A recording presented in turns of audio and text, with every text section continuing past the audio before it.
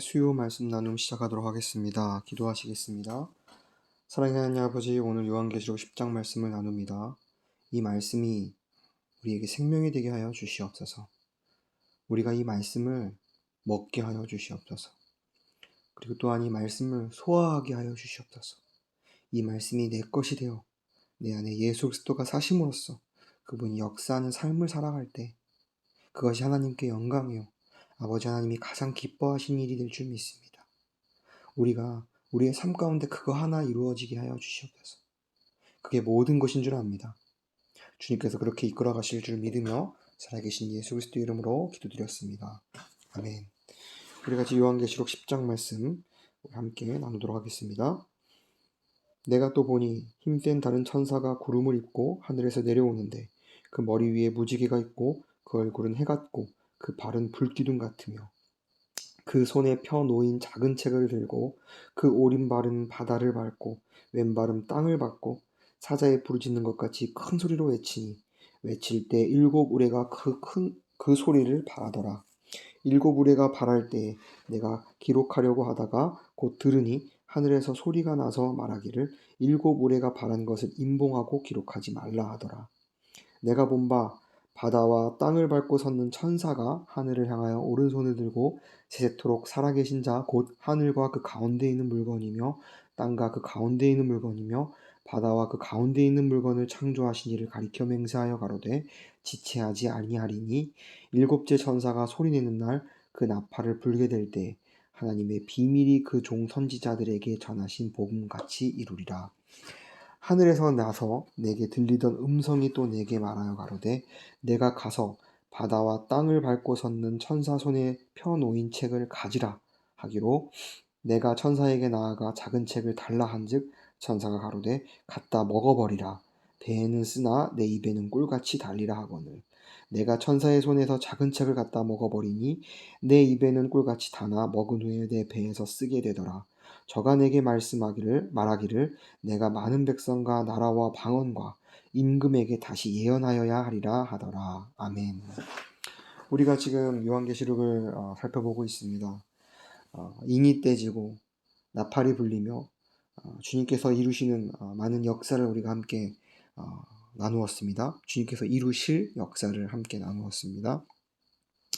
이 일은 이루어질 것입니다. 그 일을 볼 때 동전의 양면과 같이 누군가는 철저한 심판으로 보겠고요.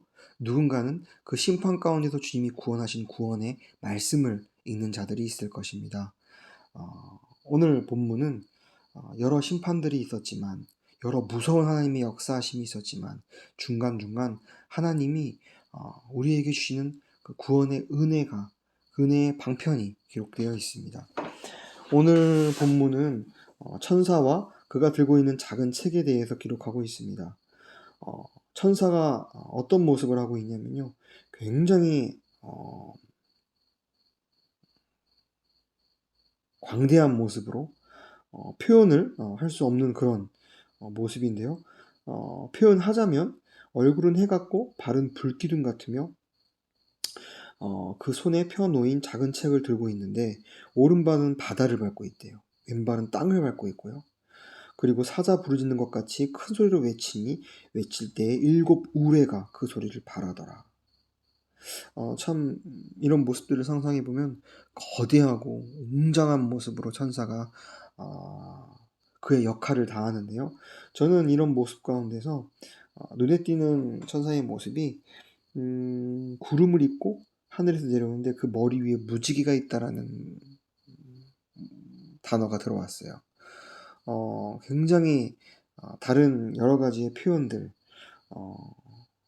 불기둥 같고 구름을 입고 있고 또 이런 표현들을 볼 때 오른발은 바다를 밟고 있고 왼발은 땅을 밟고 있고 굉장히 크고 웅장하고 우리를 압도하는 것처럼 보이지만 그 뒤에 있는 그 머리 뒤에 있는 무지개, 우리는 무지개라 함을 성경에서 무지개를 생각했을 때 하나님이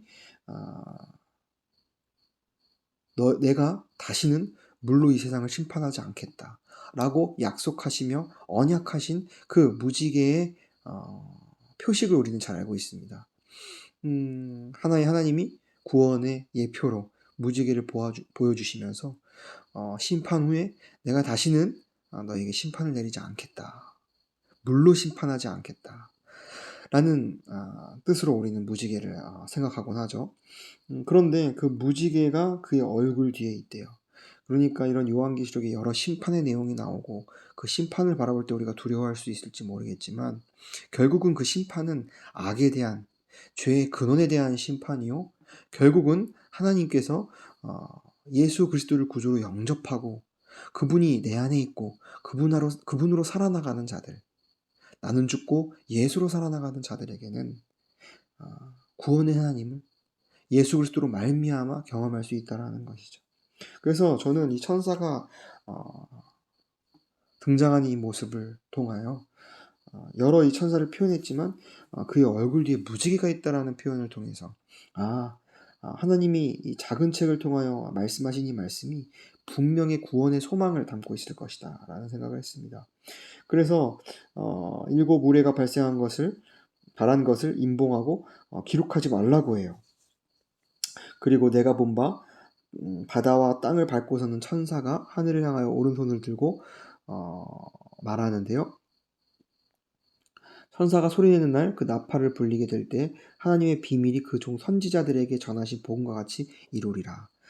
분명 그가 책을 들고 있어요. 천사가 한 손에 책을 들고 한 손에 책을 들었다는 것은 고대 문헌에 보니까 이때 시대에는 두루마리로 되어 있는 책을 두 손으로 펴서 읽었는데 한 손으로 이 두루마리를 펴서 읽는 것은 누군가에게 이 내용을 공포할 때, 설명할 때 그런 자세를 취했다고 해요. 그러니까 이 천사도 분명히 그 내용을 말하고자 하는 것이었어요. 그런데 하늘에서 내게 들리던 음성이 또 내게 말하여 가로되 내가 가서 바다와 땅을 밟고 섰는 천사의 손에 펴 놓인 책을 가지라. 그 천사 손에 있는 그 책을 가지라라고 하고 있어요. 요한에게요. 내가 천사에게 나아가 이제 그 책을 달라라고 하니까 천사가 뭐라고 말하냐면 이 책을 갖다 먹어버리라라고 말해요. 참 이 말씀이 정말 우리에게 해당되는 말일 줄 믿습니다. 우리도 정말 성령의 인도하심 가운데서 이 귀한 복음의 말씀을 우린 전해 들었어요. 그리고 날마다 그 말씀을 상고하고 말씀으로 살아나가는 우리 그리스도인들이 되었습니다. 그런데 우리는 이 책을 받았는데요. 근데 이 책을 우리는 받기만 해서는 되지 않아요. 우리는 이 책을 먹어야 해요. 정말 이 말에는 깊고 심오한 진리가 담겨 있습니다. 우리는 이 하나님의 말씀을 단순히 듣고 보고 외우는 것에서 그치는 것이 아니라 이 책을 먹어야 돼요. 우리가 음식을 먹을 때 우리가 음식을 입으로 먹고 씹고 또 뱃속에서 소화하잖아요. 그러면 이 음식이 이 영양소가 다 우리의 몸으로 흡수돼요. 이 음식이 내가 돼요. 그런 것처럼 우리는 하나님의 말씀, 이 말씀이 우리에게 계시되었고 분명하게 주어졌습니다. 이 말씀은 복음의 내용이에요. 구원의 깊은 소식이 담겨 있어요. 그리고 구원받은 후 하나님의 자녀가 된, 권속이 된 그런 후로 우리가 어떻게 살아나가야 될지 이 내용도 깊이 담겨 있고요. 이 말씀은 단순히 내용이 아니라 책이 아니라 생명입니다. 우리는 그 생명을 얻은 자로서 날마다 이 책을 먹어서 내 것으로 만들고 소화돼야 돼요. 하나님이 이미 모든 그 밥상을 다 차려놓으셨어요. 우리는 그것을 먹고 그것을 소화하기만 하면 됩니다. 그러면 이 말씀이 내가 되고 내가 이 말씀이 되는 이 경험이 우리의 삶 가운데 있기를 소망합니다. 그 말씀인 즉슨 내가 예수가 되고 예수가 내가 되는 그분과 온전히 하나 되어 연합하는 일이 우리의 삶 가운데 있어져야 된다는 것이죠. 여러분들은 그 삶을 살고 있습니까? 내가 이 말씀으로 말미암아 나는 죽어지고 나의 옛사람은 죽어지고 날마다 후패하나 내 안에 계신 예수 그리스도는 날마다 새롭도다. 그 예수 그리스도로 말미암아 우리가 생명으로 취한 그 예수 그리스도로 말미암아 우리의 영은 새 영이 되었고 우리의 혼과 육이 날마다 예수 그리스도의 인격으로 예수 그리스도의 모양과 형상으로 변화됨을 경험하는 그런 저와 여러분들의 삶이 될 줄 믿습니다. 그런데 이 말씀을 먹을 때 반응이 나오는데요. 첫 번째는 이 말씀을 먹을 때는 입에서는 꿀같이 달아요. 정말 우리가 이 말씀을 처음에 먹을 때 달아요. 꿀송이처럼 달아요. 그런데 이 말씀이 적용되고 내 삶 가운데 실제가 될 때는 달지만은 않아요. 분명히 쓴 고통이 있습니다. 그 고통은 우리를 해하는 고통이 아니라 내 옛 자아가 죽어짐으로 겪는 고통, 사망의 권세, 죄의 결과가 다 끝장나는 그런 경험을 할 때 우리의 육신은, 우리의 혼과 우리의 육은 죽어져가고 호폐해가니까 그들은 발악을 하죠. 그러니까 그 뜻을 담고 있어요. 내 배에는 쓰다. 근데 그것이 잘 소화될 때는 나에게 양약이 되고 나에게 있어서 참 유익이 된다라는 것이죠. 그래서 우리는 그 말씀을 먹은 자, 먹고 소화하는 우리의 삶이 되어야 될 줄 믿습니다. 그리고 11절의 말씀에 보니까 참 이 말씀이 귀해요. 우리가 이 말씀을 먹고 끝나는 것이 아니에요. 저가 내게 말하기를 내가 많은 백성과 나라와 방언과 임금에게 다시 예언하여라 하리라. 이 말씀은 분명히 요한에게 하신 말씀이지만 우리는 요한이 아니에요. 우리는 선지자가 아니에요. 그럼에도 불구하고 우리는 이 말씀을 먹은 자로서 우리는 이 말씀을 누구에게요? 많은 백성과 나라와 임금들에게 전하고 복음을 전해야 한다는 것이죠. 이게 저와 여러분들의 사명일 줄 믿습니다. 앞으로 마지막 때에 내가 이 말씀을 먹고 이 말씀을 참 내 것으로 소화하게 되면은, 내가 예수화되게 되면 거기서 끝나지 않고 이 말씀을 전하는 자로서 부름받을 것입니다. 저와 여러분들이 그런 삶을 살기 원합니다.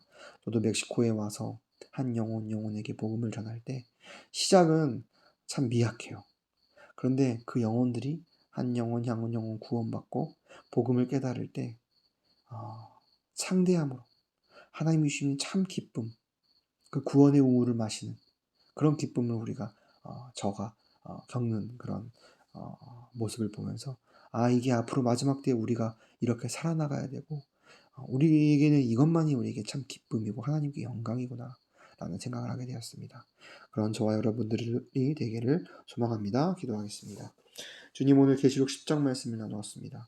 이 말씀 혹시 인간적인 잘못 이해하고 해석한 것이 있다면 제하여 주시옵고 오직 성령이 함께 하시는 그 말씀만 먹고 우리가 누리는 우리의 모든 삶 되게 하여 주시옵소서. 감사합니다. 예수 그리스도 이름으로 기도드렸습니다. 아멘.